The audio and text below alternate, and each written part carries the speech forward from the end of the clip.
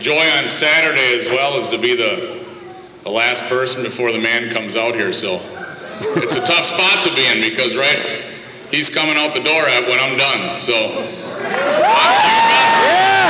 there's just one thing. You've got to get a little bit louder. I don't think you're there yet.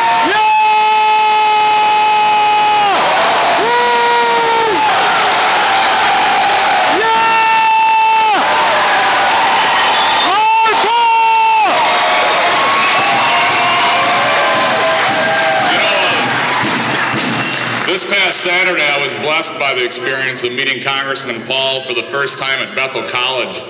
I was able to share with the people who attended how his principled and dedicated approach has affected my life. You see, for the past 15 years, I've been teaching high school economics at Rosemount, and I still teach first hour AP Econ before I go to the Capitol. When people ask me, I like to tell them that I'm an educator or I'm an econ teacher first. Then I go and serve the people. I think you should still have a job. Be a public servant.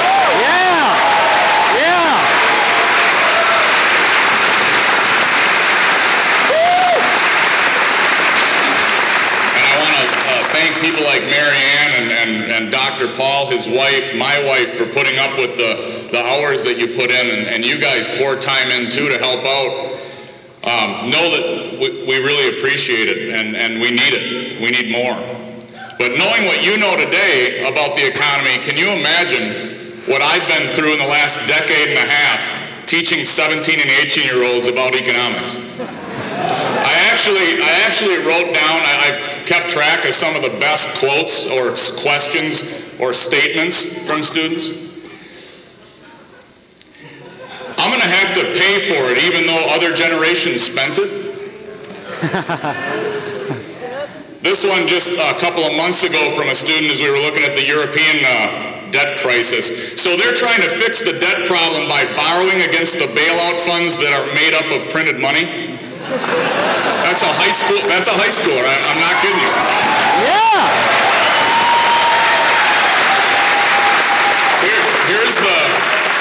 Here's the math student of the year 2 years ago.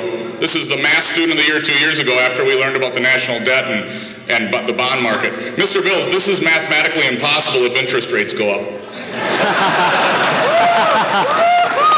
And my favorite, it comes to me every trimester, but from a different student. He doesn't just keep failing.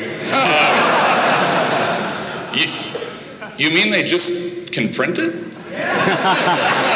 So I'm honored and happy to be here, motivated by Congressman Paul and what he's done, having the same principled voting record and being such a great role model. You know, when we bring him out here tonight, I want you to, through your applause, screams, chants, to let him know that this is only the beginning.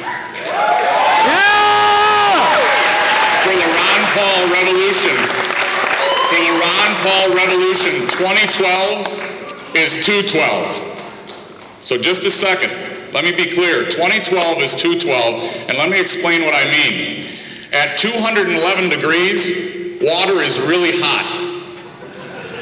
At 212, it boils.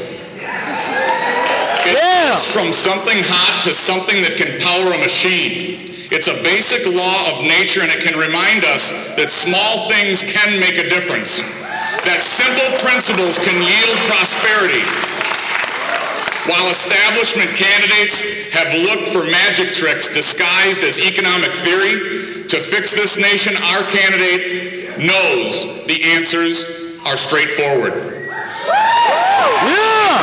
However, we now need to be the action and extra effort this year to take the movement to 212 in 2012. We need to get it to a boiling point.